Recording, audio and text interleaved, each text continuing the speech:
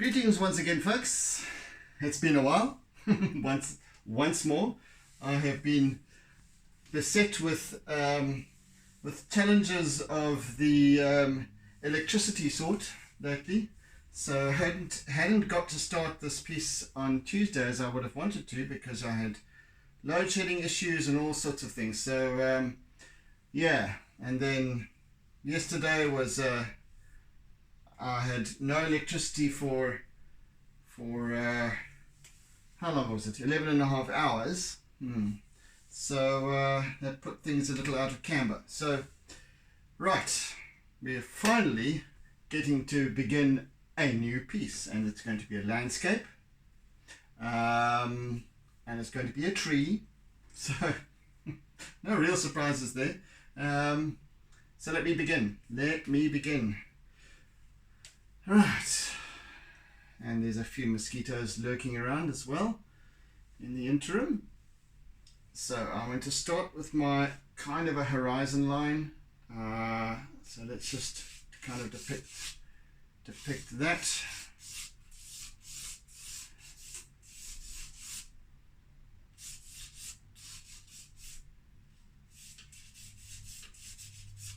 Right, we've got a couple of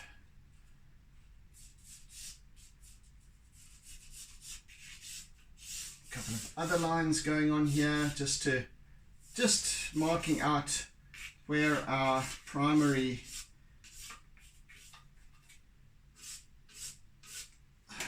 it's almost like a chevron, where our primary areas of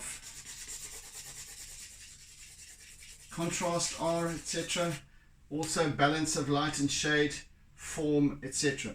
So which make up shapes and so on. And I just want to kind of establish those to begin with. The rest of this behind here is sky, which I'm going to start describing next. But just for now, with the basis of charcoal, I want to establish these fundamental areas just to give it some balance as well. The tree itself will also form a crucial aspect of that balance, but I shall start describing the tree after I've put the sky in, so I can go over that. Yeah, so there's the plan, Stan.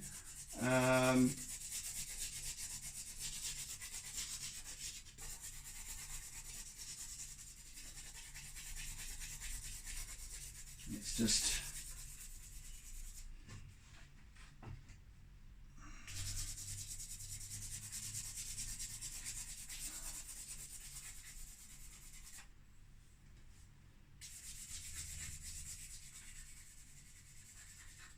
yes, I think it was on was it on Tuesday that I had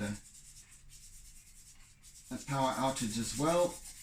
It's just seemed to be coming more and more and more. And those of you who don't live in South Africa won't really understand the concept of load shedding. I don't even want to explain it.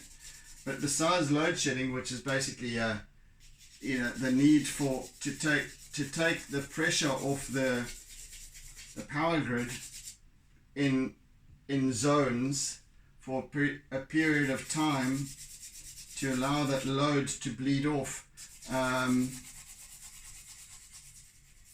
Besides that, we've been inundated with faults as well. So substations going down. It's almost like a state of the nation thing, really. It's just the way things are, and that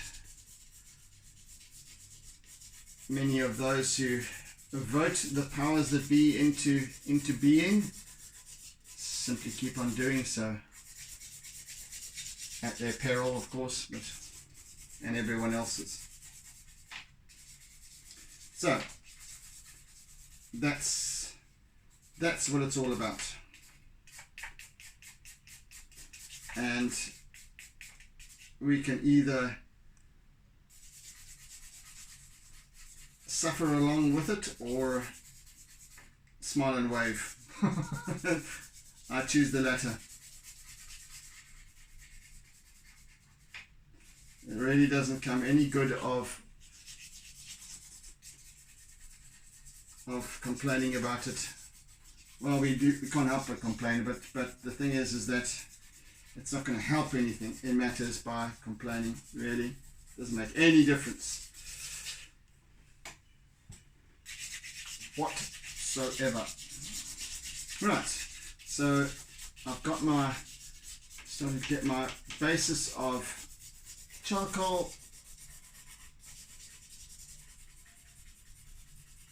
Just this first layer, right, and of course we'll add to it and so on along the way. Right, next, sky. Sky is sky. What am I going to start with then? Let's go start with this colour.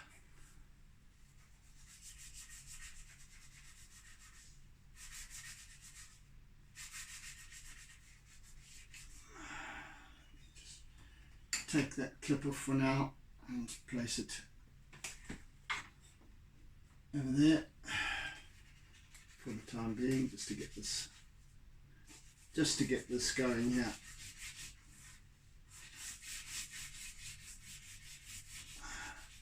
So we're fading from this wonderful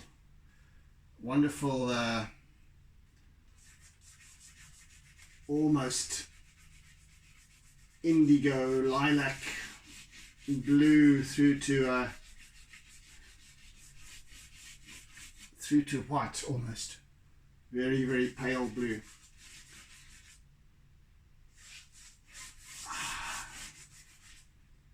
And I'm making it sort of an angular at this point, or a vignette that runs from white to blue, just lending of itself to this orb of sky.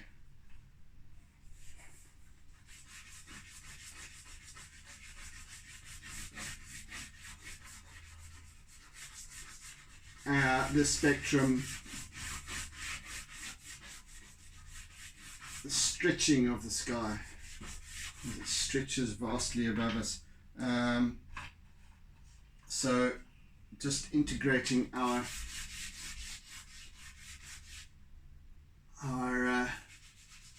kind of almost the color that I started with was I suppose one could call it ultramarine, and then a pale lilac, and now a deeper lilac slightly, and just integrating the three of those colors right now, and then bringing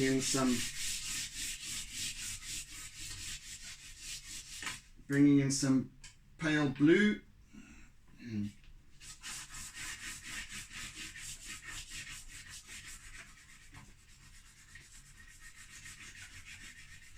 And I'll squish it all together with my sweaty palms. Not really, but actually this is powdery, so it's quite dry.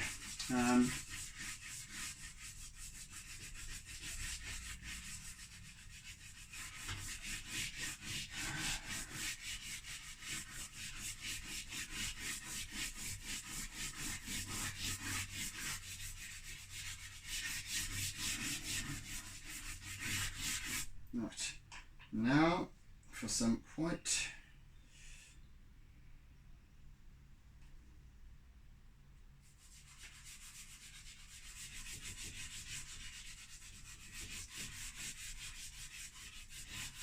And I'm being fairly rough with this.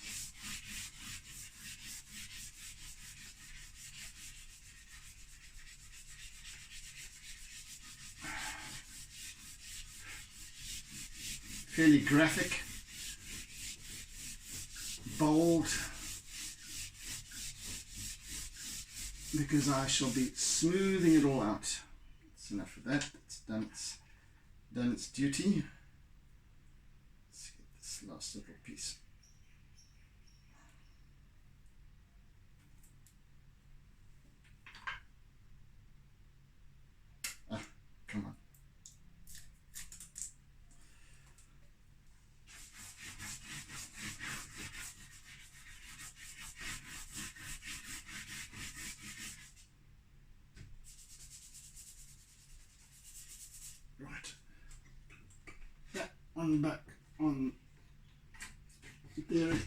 for goodness sake, come on. Trying to hold the charcoal pastel and do this at the same time, it's impossible. Come on, come on, come on, come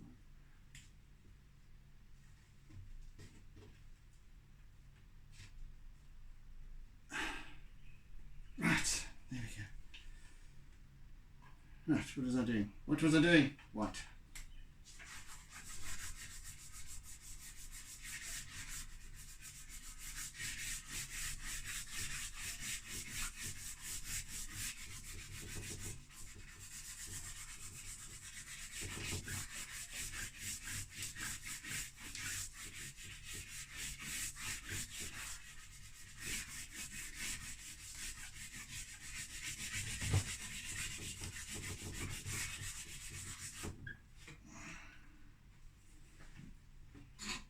This one's turn to come along here and to wait it out a bit.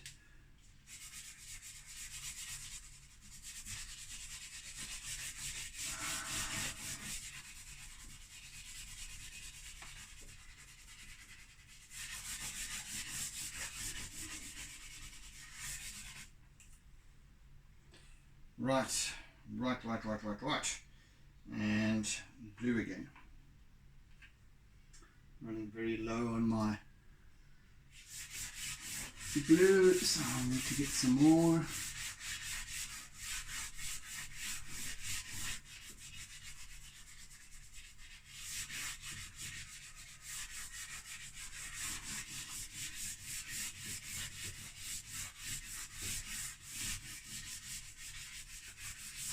Right, now I can start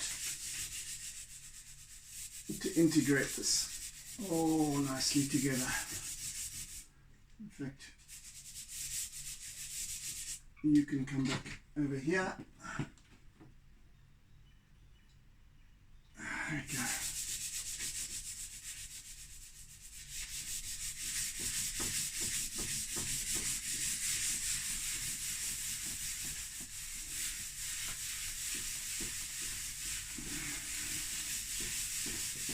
So, just creating a lovely smooth vignette over this whole expanse of this this upper half of the image area.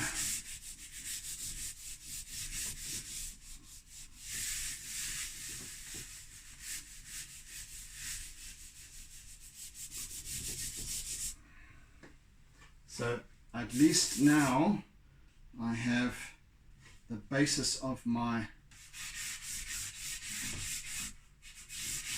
sky.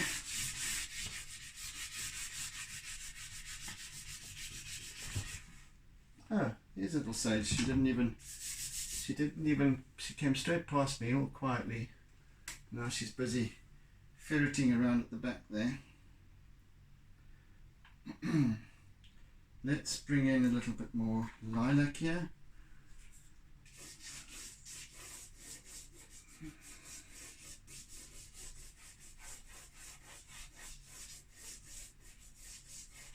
And these can be almost streaks actually.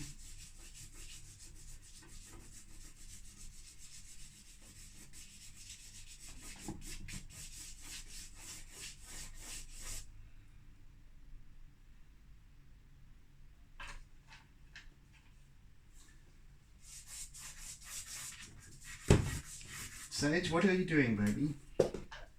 Come and say hello. Oh, come and say hello to everyone. Oh, there we go. There's little Sage. She has, I don't know if you can see, but she has been spayed along with her sister Finn, and she's far happier. Hey, just got a shaved tummy and lots of little weeds on her as well, because she's been ferreting around.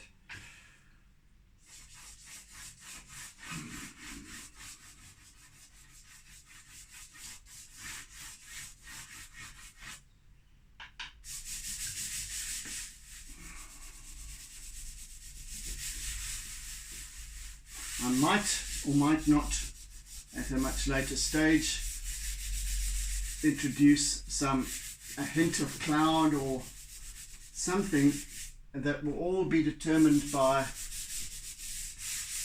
the tree and its presence, and whether it requires some other detail, subtle as it may be, in the sky.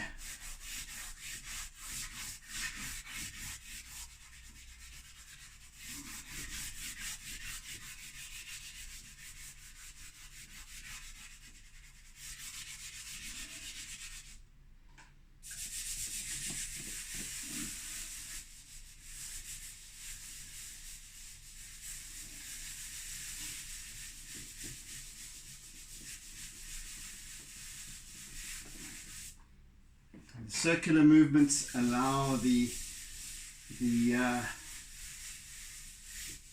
chalk pastel to move into the fibers of the paper much better. So I'm almost massaging it in, if you will. And this is why I needed to do this first, so that I've got a background that is nicely entrenched to the right hues and Huey Lewis and the News. So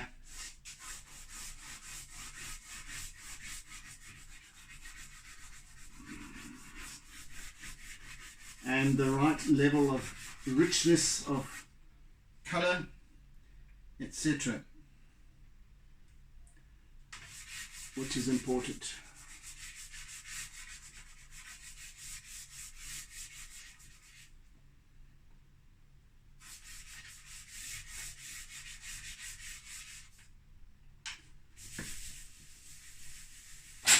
Oh, sage, goodness me.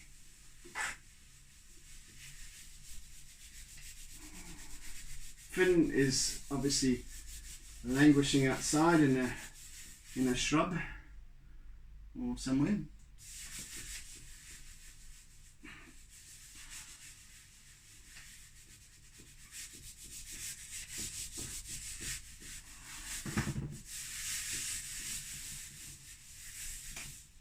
How can I help you?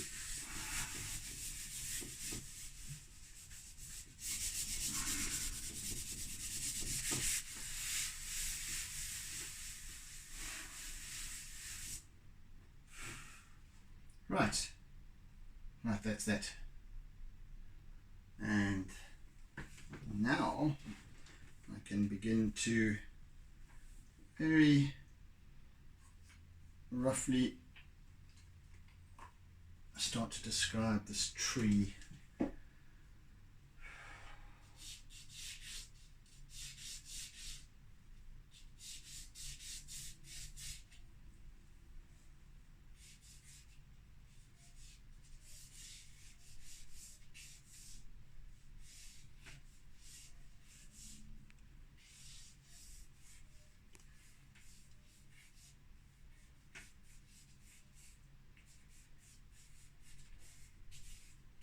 And very lightly at this point, because I just want to try and start just easing it into the image area and seeing how it fits and balances with all these little twigs and branches. And this is a weeping wattle, and I've done one or two pieces before, I think, with weeping wattles. So I think it's just actually the one piece I've done with a pair of them, I think it was. Gosh, can't remember. And now this is just one of the same, from the same reference stock that I had taken. When was it? A few months back, during winter in the Midlands, at a farm meadow in the Dargle Valley.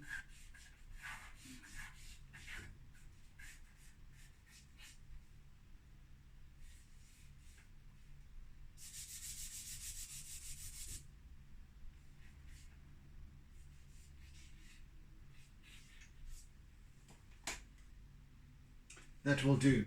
So the tree, stark and dark and silhouetted almost with its very dark bark, goodness me,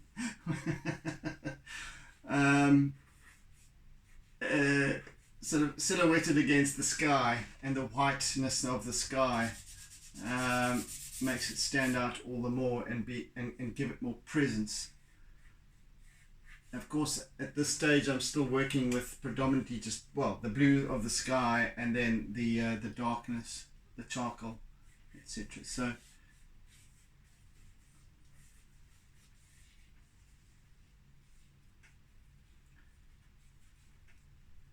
and these old gnarled trees, they're not necessarily that old, but they are very gnarled and withered looking and weathered looking, scattered around the field, grazing grounds.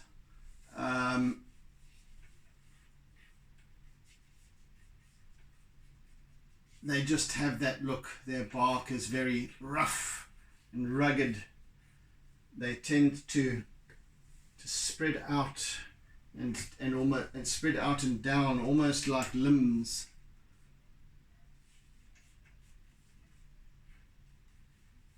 Very, very characterful in their starkness. They're not dead. These aren't dead trees, and I have done a number of pieces over the years that feature dead trees, but these are not dead. They're simply void of. They have got a little bit of green on them, sprouts and shoots and what have you, but at this time they're very stark, and seem to, for that very reason, have far more character to them, which I particularly enjoy. So I'm just going to slowly build this up. There's a mat of twigs and branches and what have you, and just start to describe the language of this tree. In other words, to give you a feeling for it. It's more than just replicating an image or showcasing an image. It's telling a story, and I think that art, in its essence, is about storytelling in its various forms.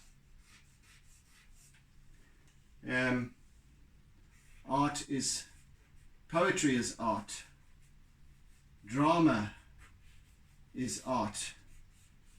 And all of it. Photography is art. Dance is art.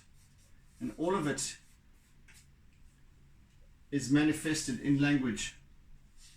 So, and languages, stories are in language.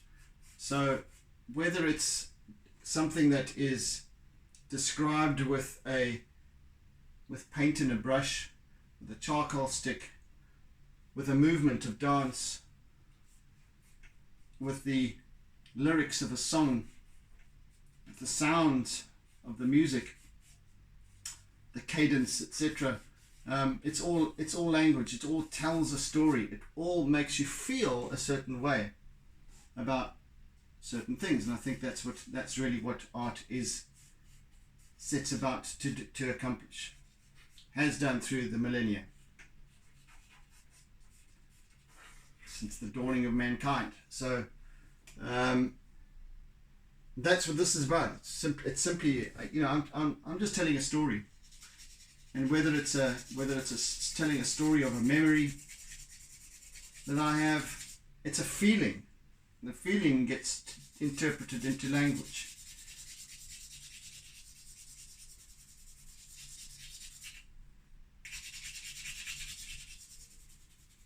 And those feelings, hopefully, especially like with, and this is why my greater preference is usually seascapes, because they are so expressive. They are so full of feeling, latent feeling. feeling. Whereas something like a landscape like this is a little bit more static, so therefore potentially less expressive, but no less a story than an ocean seascape.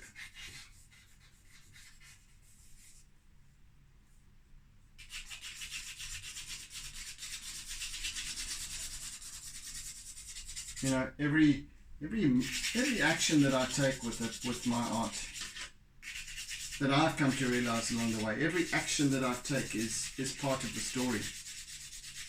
And as insignificant as it may seem, and you might not recollect it, or you might not even watch most part of these sessions, YouTube sessions, that's not what it's about. What it's about is me telling a story for me. You get to make your own interpretations. That's the beauty of it. At this stage, I'm playing with my charcoal, and charcoal is a very expressive medium as well on its own. Being sort of predominantly black and white, with pressure, etc., you get to tell a very graphic story, very moody sometimes, and that's why I like to use it as the basis of my art pieces. Well, especially these kind of drawings more than paintings as such. I only call these things paintings, or rather others call these my work paintings for convenience, rather than trying to describe them as a drawing or an illustration or rendering or something. Painting fits the bill. And in some instances I am painting because I'm using acrylic, so which I won't, by the way, in this piece, but doesn't require it. It doesn't require that intensity of highlight. This is going to be a subtle building of color, color, contrast, and form.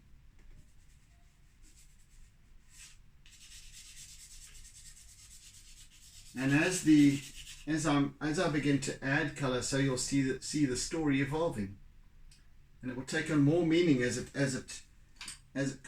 goes on for you as the viewer or observer, which makes it far more interesting because it becomes so much more than just a pretty picture. It has a meaning. It has a reason for being, more than just decorative. And one could argue that for the likes of abstract art, etc., there's much more to it than just what it represents pictorially, graphically, stylistically, whatever.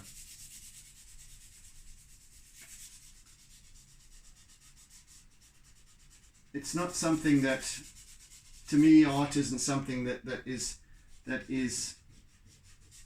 used to make your lounge or your office look pretty. It's there for its integrity, for its language, for its story, what it represents.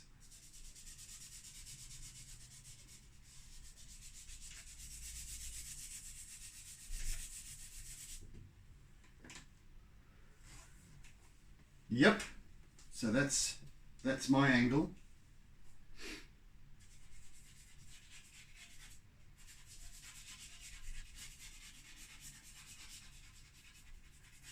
So now I'm just bringing in a little bit more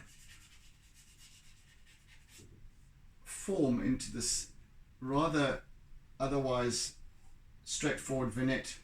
So I'm using my white a little more, and it's almost patchy at this point, but it's okay, because I want to accentuate somewhat the graphic integrity of the piece.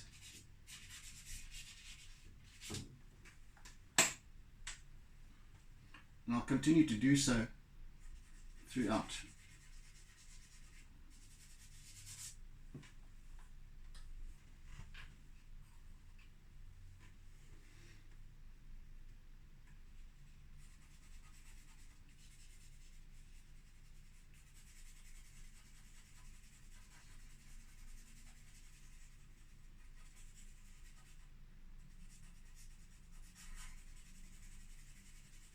Couple of trees and shrubs on the skyline as the meadow rises up and then goes over the crest. We've got a little fence line dotted along the ridge here as well, just to give it, to lend some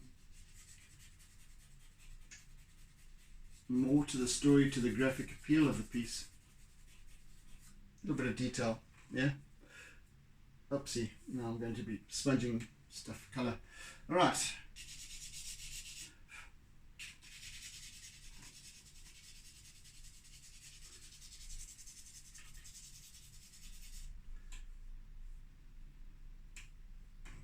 So essentially what I have here is my composition. So it's not going to change fundamentally from this. I'm just going to be continuously adding to it.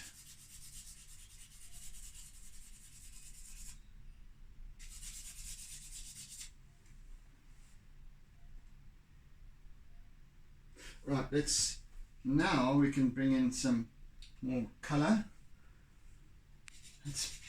Let's introduce some of our olive green and dark olive green, or bottle green, whatever you want to call it. As you know, I don't necessarily work with the given names of all these colors and things that I use. I don't know them. It doesn't matter to me. I give them my own names. Whatever they feel like to me is what I call them. Unless I actually know what the color is.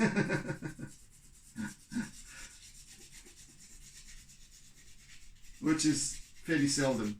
I did say that I used ultramarine, and earlier on might not have been, felt like it to me.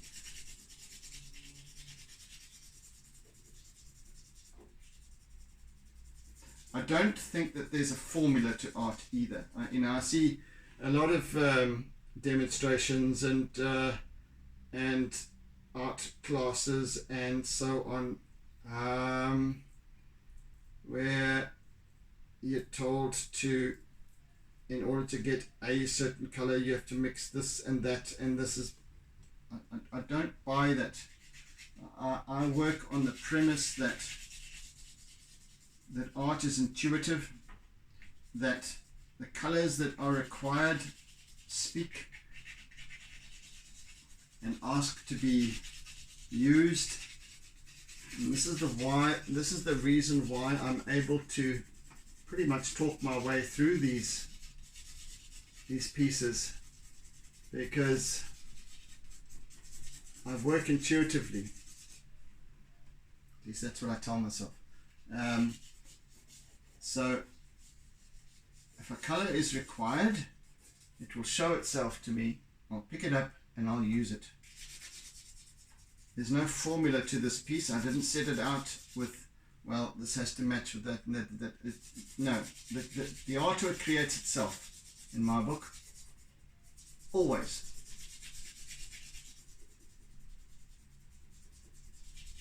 I have a rudimentary reference image that I've drawn purely for composition and color. Sometimes I tend to prefer the reference image more than the final piece, but that aside, the reference image is there for that, and not to copy. It's very rough.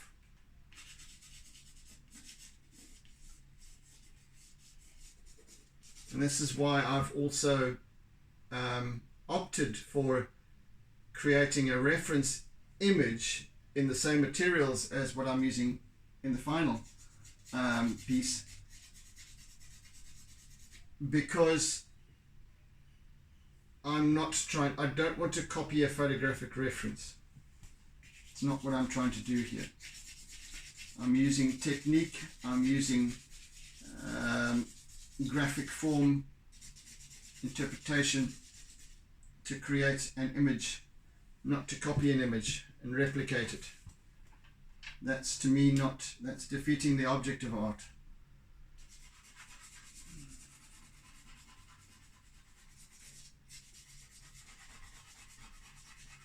You're losing the story. You're working parrot fashion. You're reading the news off a prompter. And that's not what art is.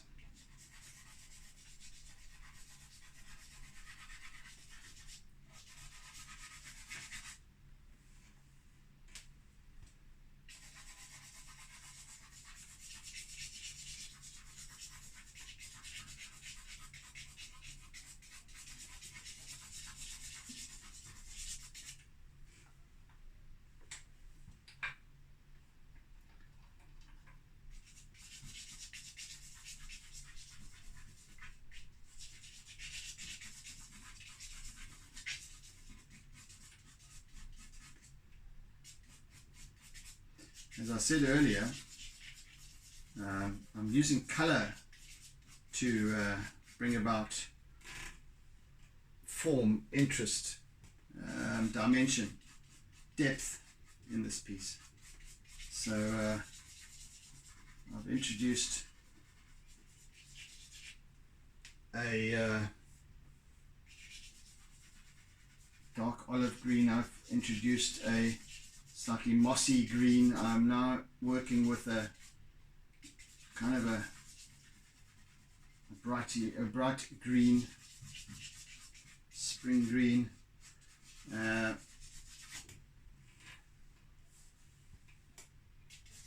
now shortly going to introduce a couple of variations of marigold.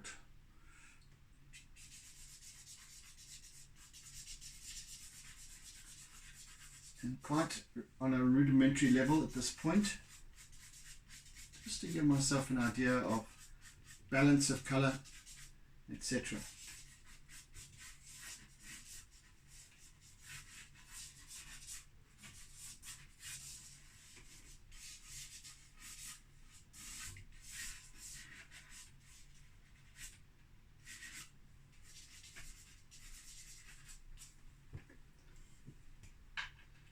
And then just work it in and work it in and work it in.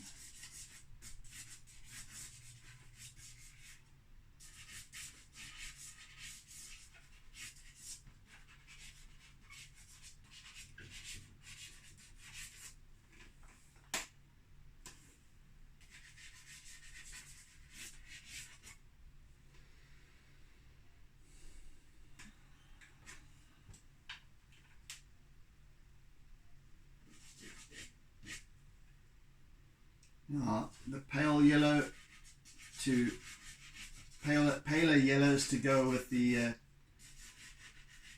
to complement the to accompany the marigold.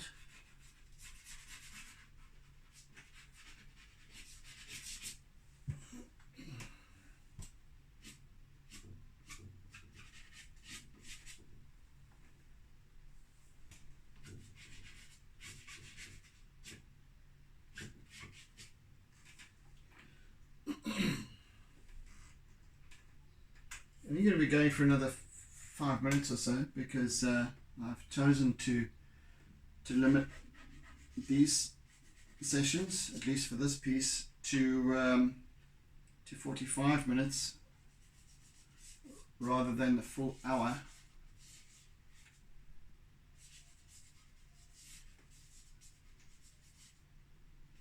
I don't think it requires an hour.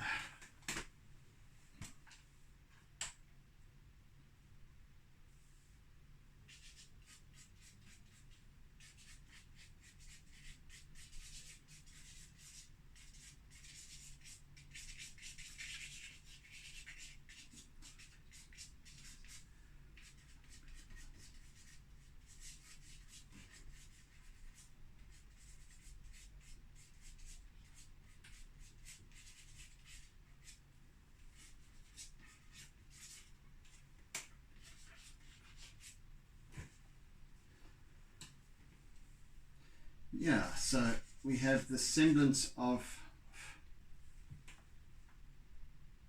a pleasant little piece, if I dare say so myself.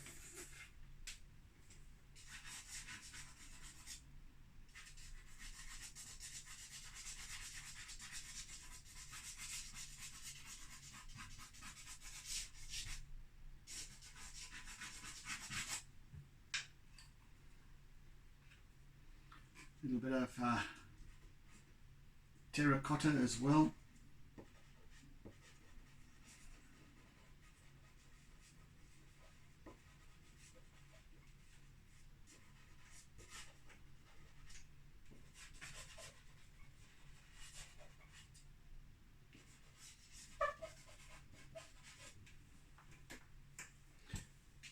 So what I'm trying to do as well with this piece is to, where I'm trying to balance out these colors. So I'm using a little bit of the terracotta at the top here, over there and over here, so the eye picks up subtly, very subtly so mind you, picks up these little shifts in use of color, in balance of color,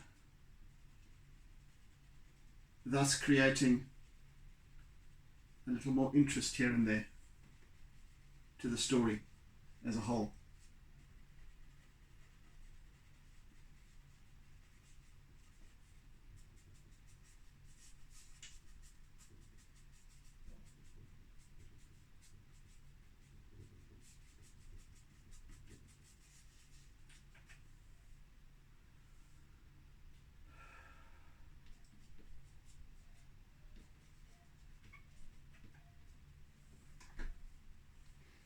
Of course, as I go now, I'm going to be adding these little subtle nuances of detail, and line work is what's going to really bring this piece together. The subtleties of line work. And I'm going to be using some compressed charcoal and black Conte as well, just to add some further contrast and whatnot as I go.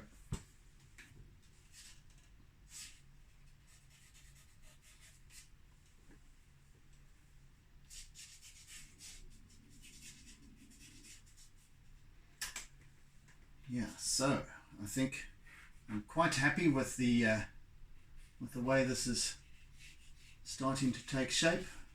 I'm just going to build line work is what's really going to become important with this piece, because of the tree. The tree is all line work.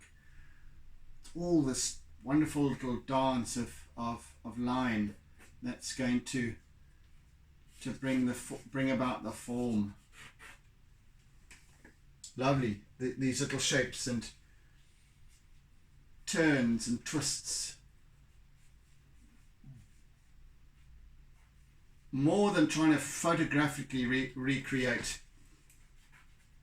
this place, this location.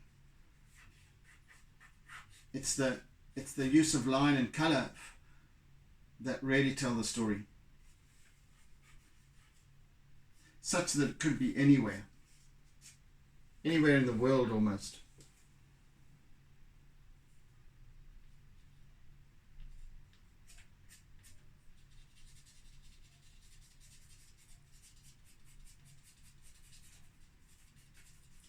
Right, I think I am pretty much out of time here now, so I'm going to down tools, and there we have it for now, for today. Made some progress, good stuff, I'm happy. Yeah, it doesn't look like much at this point, but tomorrow we start, during the next session we'll start to really bring it together. Great, fantastic.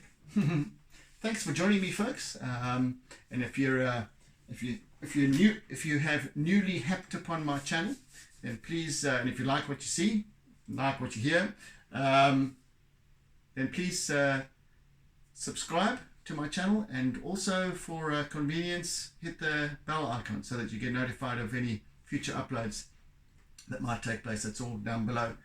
Yeah, thank you for joining me. Meantime, I appreciate your time, and if you have any comments or any queries, please feel free to do so. I'm always amenable to these kind of things. So yeah, anyway, so I bid you oodles and oodles of toodles, and catch you again next time. Meantime, be kind, be gentle, be caring, be loving, etc., etc.